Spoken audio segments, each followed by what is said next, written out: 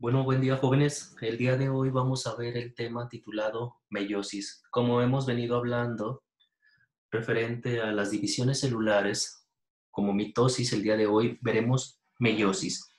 Lo primero que me gustaría hacer notar es qué significa el término meiosis.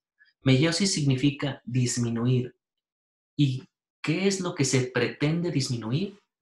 Lo que se pretende disminuir es la carga genética. Recordemos que nuestro organismo o cualquier organismo de otro ser vivo, exceptuando las bacterias o los protozoarios y algunos hongos, estamos constituidos por una gran cantidad de células y que cada célula que consta en nuestro cuerpo o las células de una planta o de un animalito son células diploides, es decir, quiere decir que tiene tanto la carga genética del padre como la carga genética de la madre.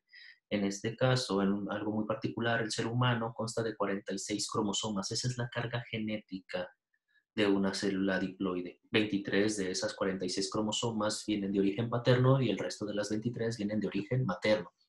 A partir de la fusión del espermatozoide del padre o del grano del polen con el óvulo de la madre. Entonces, cuando hablamos de meiosis, estamos hablando de disminuir la carga genética. Y esto es pasar de células diploides a células haploides, también conocidas como gametos. Entonces, meiosis significa disminuir.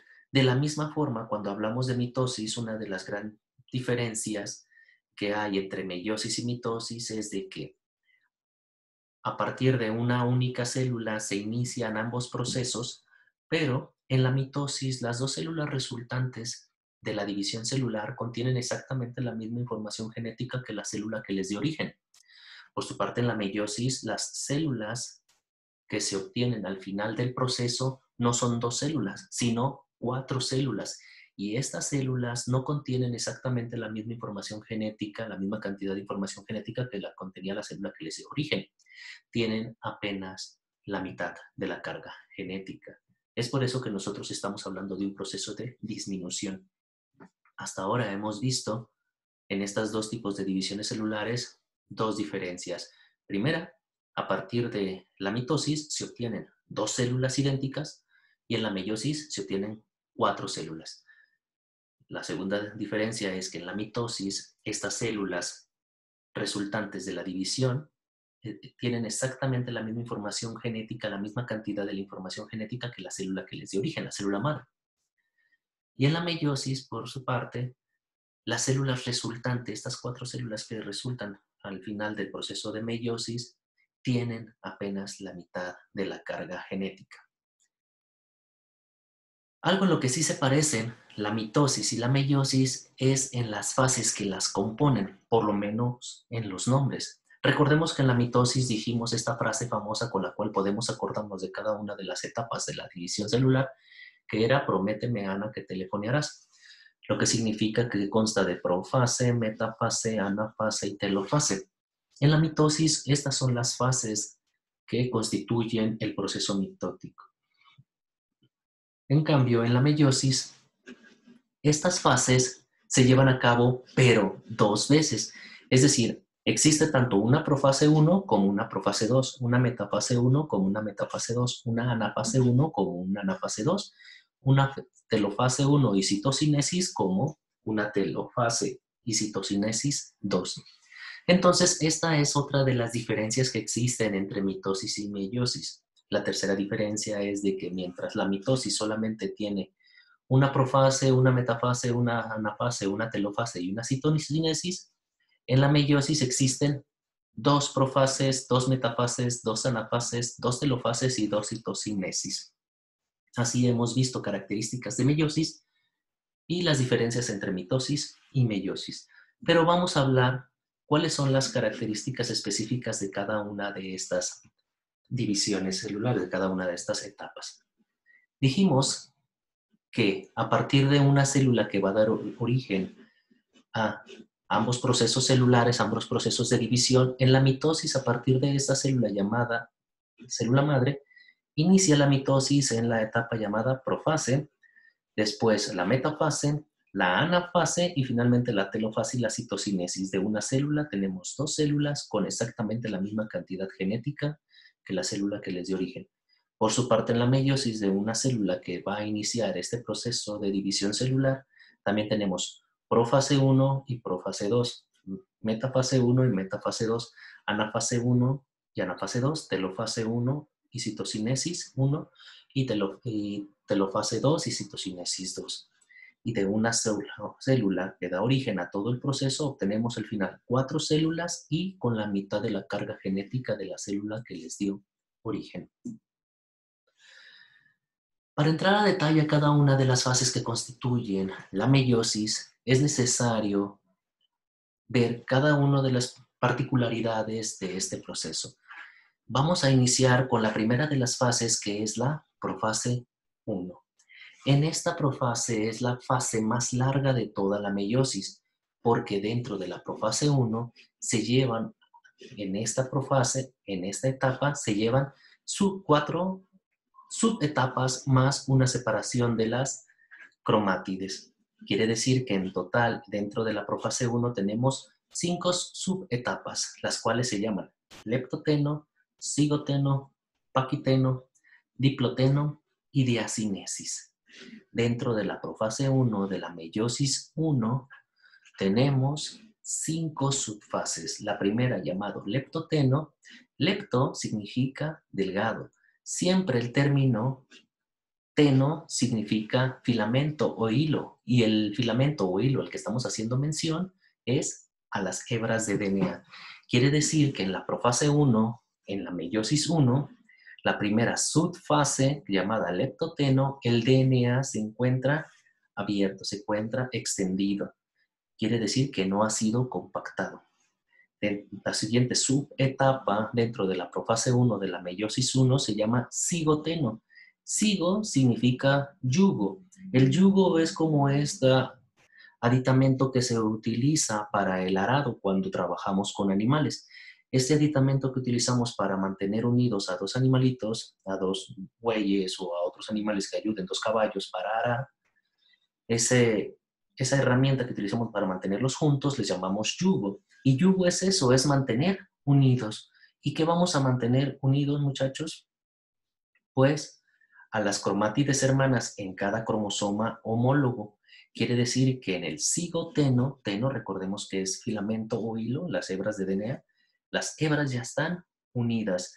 Recuerden que los cromosomas están constituidos por 2 cromátides hermanas y los cromosomas tienen un cromosoma homólogo, es decir, un cromosoma que viene de origen paterno y un cromosoma idéntico al cromosoma paterno, pero de origen materno. A esto les llamamos yugo. Estamos uniendo, estamos juntando en pares.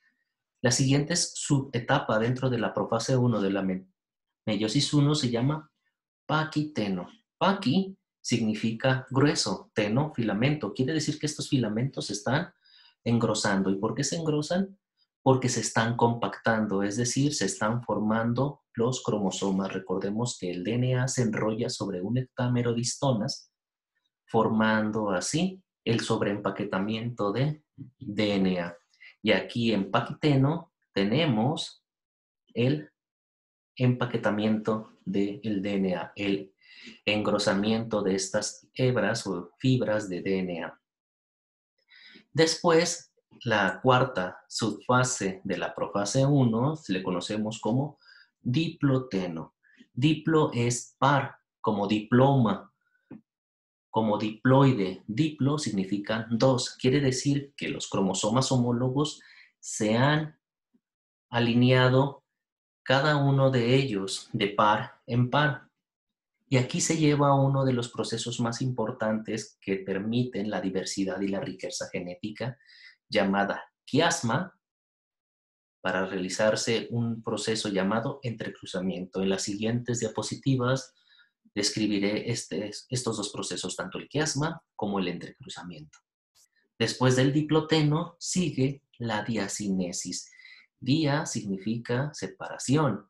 Cinema significa movimiento. Quiere decir que los cromosomas homólogos que se unieron de par en par y se realizó el quiasma, ahora el uso mitótico los va a separar. Va a separar, ojo, va a separar los cromosomas homólogos. Y estas 5 subfases, leptoteno, cigoteno, paquiteno, diploteno y diacinesis, forman parte de la profase 1 en la primera división meiótica. Entonces, cuando hablamos de entrecruzamiento, es el proceso por el cual podemos nosotros explicar la riqueza y la abundancia en la diversidad genética. Gracias al entrecruzamiento es que un solo organismo, una sola especie, puede enriquecer su variedad genética, dado que se está mezclando parte de su genoma con el genoma de la otra persona o del otro organismo con el que está fusionándose los gametos para dar origen a un nuevo individuo. Y esto está dado de la siguiente manera.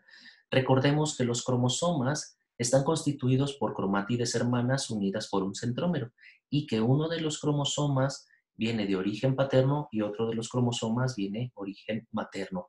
Ambos cromosomas son idénticos, tienen los mismos genes en la misma posición, contienen la misma información genética, pero uno no lo dio el padre y el otro no lo dio la madre. A esto les llamamos cromosomas homólogos.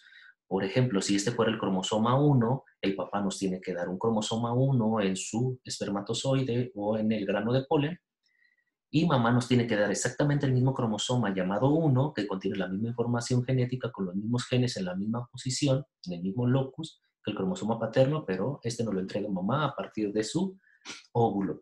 Cada cromosoma homólogo está constituido de 2 cromátides hermanas. Dentro del proceso de meiosis, dijimos que en el diploteno los cromosomas están alineados de 2 en 2, en parejas, los cromosomas homólogos, y se lleva a cabo el proceso de quiasma. ¿Qué significa quiasma? Es cuando 2 cromátides hermanas de 2 cromosomas homólogos se tocan. Realmente se está dando un contacto físico. Ambas cromátides hermanas están interactuando entre sí. Ambos cromosomas homólogos están tocándose. Y este quiasma o este proceso de interacción lo que va a dar lugar es al intercambio de material genético. Es decir, un fragmento del cromosoma materno se va a unir al cromosoma paterno y el cromosoma paterno cede la misma fracción de cromosoma al cromosoma materno. Ahora, con ello, tenemos al final un cromosoma que tiene únicamente información genética del padre, otro cromosoma o otra cromátida hermana que tiene información genética en baja concentración de la madre y gran concentración del padre, otro cromosoma que tiene baja concentración del padre y alta concentración de la madre, y otra cromatida hermana que únicamente tiene información genética de la madre. Cada una de estas cromátides hermanas se va a ir a cada una de las células resultantes al final de la meiosis, a cada uno de los gametos, a cada uno de los espermatozoides u óvulos. Es decir, si este fuera el cromosoma que estuviera en un espermatozoide, este espermatozoide únicamente llevaría información genética del padre de este cromosoma.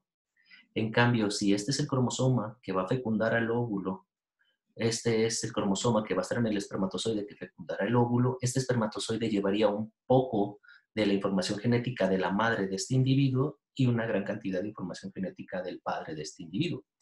De esta manera, tanto óvulos como espermatozoides empiezan a generar una diversidad mayor en la información genética que contienen los gametos. El quiasma no necesariamente se da en un solo punto, puede darse en 2, en 3 o en más puntos a lo largo de la cromátide. O puede no darse, no necesariamente debe de suceder. A veces no se da este quiasma y este entrecruzamiento y los cromosomas no intercambian información genética. Pero dado a este fenómeno es por el que podemos explicar cómo es que aumenta la riqueza en la información genética contenida en los gametos. Entonces vamos a continuar. Nosotros hemos hablado que la meiosis está constituida por meiosis 1 y meiosis 2. En meiosis 1 encontramos las fases ya conocidas, profase 1, metafase 1, anafase 1, telofase 1, citocinesis 1.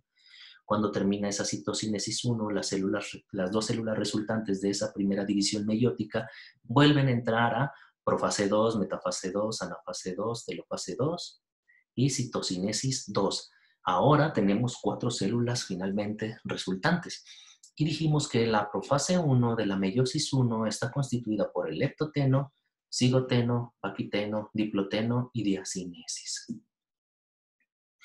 que es lo que hablábamos. El leptoteno, tenemos el DNA está abierto, apenas se va a empezar a compactar. Lo que estamos viendo aquí son pequeños nucleosomas que se están formando. Después, el cigoteno se empiezan a unir las cromátides hermanas, por eso se llama yugo o unidos. Después viene el paquiteno, donde el DNA realmente se ha compactado y ha formado los cromosomas, y se da en el diploteno, se da la unión de parejas de cromosomas homólogos y se da el quiasma para que se pueda llevar a cabo el entrecruzamiento. Y la diacinesis, pues, es la separación de estos cromosomas. Después de la profase 1, pues sigue lo que ya conocemos en la mitosis. En la profase 1, acordémonos qué es lo que sucede.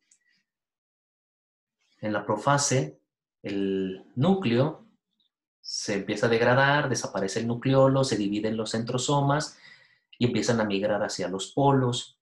Después de la profase sigue la metafase, donde los cromosomas, ya desapareció el núcleo y los cromosomas se alinean en el ecuador, es decir, en la parte media de la célula. Los centrosomas ya están en los polos y se ha formado el uso mitótico interactuando con el centrómero de cada cromosoma. En la anafase 1 sucede lo que siempre sucede en todas las anafases. Dijimos que ana separa. ¿Y qué va a separar? Primeramente separa los cromosomas homólogos, llevándose un cromosoma homólogo hacia un extremo y el otro cromosoma homólogo hacia el otro extremo en ana. Y finalmente llega telofase y citocinesis. ¿Qué es lo que sucede en la telofase? Pues vuelve a formarse el núcleo, se descondensa el DNA, se forma el nucleolo y en la citocinesis se separan las células resultantes. Una vez que se separan las células resultantes, las células, las dos células que se obtienen, vuelven a entrar a profase, pero ahora es la profase 2, donde de nuevo el núcleo empieza a desaparecer, se vuelven a dividir los centrosomas con su par de centriolos, el DNA se compacta y en la metafase 2, de nuevo, los cromosomas que se habían separado en la primera división meiótica se vuelven a alinear en el ecuador, los centrosomas empiezan a elongar, a proyectar el uso mitótico para que interactúe con los centrómeros de cada uno de los cromosomas. Y finalmente, en la anafase 2, ahora en vez de separar cromosomas homólogos, lo que separa son las cromátides hermanas y las arrastra hacia cada uno de los polos para que finalmente se dé la telofase. En la telofase se vuelven a formar los núcleos, el DNA se vuelve a descompactar y se da de nuevo la citocinesis 2. Y ahora tenemos como resultado 4 células y cada una de las células no lleva un cromosoma completo, lleva la cromatida hermana de alguno de los dos cromosomas homólogos. Entonces, hemos obtenido al final de la división meiótica 4 células. Aquí tenemos algunas de las descripciones de la meiosis. Dijimos que estos son los centriolos de los centrosomas, la membrana nuclear, el DNA se empieza a compactar y podemos ver los filamentos. Estos filamentos se engrosan y podemos ver las cromátides hermanas y podemos ver que se forman los cromosomas, se aparean en cromosomas homólogos, se da el quiasma, se puede llevar a cabo el entrecruzamiento, intercambiando su información genética de cromosoma paterno a materno y viceversa. Finalmente, estos cromosomas son separados y arrastrados, terminando así la primera división meiótica. En el diagrama de abajo podemos ver desde un inicio cómo se lleva a cabo este proceso. El DNA se compacta, se alinean los cromosomas en el ecuador, se separan los cromosomas homólogos hacia cada uno de los extremos, se han generado las primeras 2 células después de la primera división meiótica, se vuelve a dar la profase, la metafase y la anafase, separando ahora las cromátides hermanas y dando finalmente origen a 4 células en las 2 divisiones meióticas. Este diagrama lo que nos permite entender es las diferencias entre mitosis y meiosis. En el primer recuadro podemos ver que a partir de una única célula que tiene una carga genética completa, es decir, es una célula diploide 2N, como el caso de los humanos con 46 cromosomas, esta célula se va a dividir a partir de la profase, metafase, anafase, telofase y citocinesis para dar origen a 2 células hijas. Esta célula da origen a 2 células hijas y el resultante son 2 células hijas con exactamente la misma carga genética que la célula que les dio origen. Por su parte, la meiosis parte también de una única célula y consta de 2 divisiones meióticas. Ambas divisiones meióticas también están constituidas por las fases llamadas profase 1, metafase 1, anafase 1 y telofase 1 y citocinesis.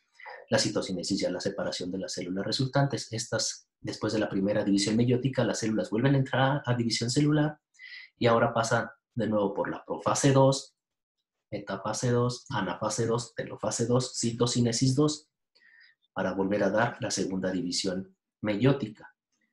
Y aquí vemos que a partir de una célula diploide, es decir, que contiene la carga genética completa, en caso del humano 46 cromosomas, al final lo que obtenemos son 4 células con la mitad de la carga genética, es decir, haploides. En el caso de los humanos, células con 23 cromosomas, con apenas la mitad de la carga genética. De esta manera formamos los llamados gametos, que son los espermatozoides o polen para los hombres, los machos o la parte masculina de una planta, y los óvulos para las hembras, las mujeres y la parte femenina de una planta. Y de esta manera hemos concluido con el proceso de meiosis.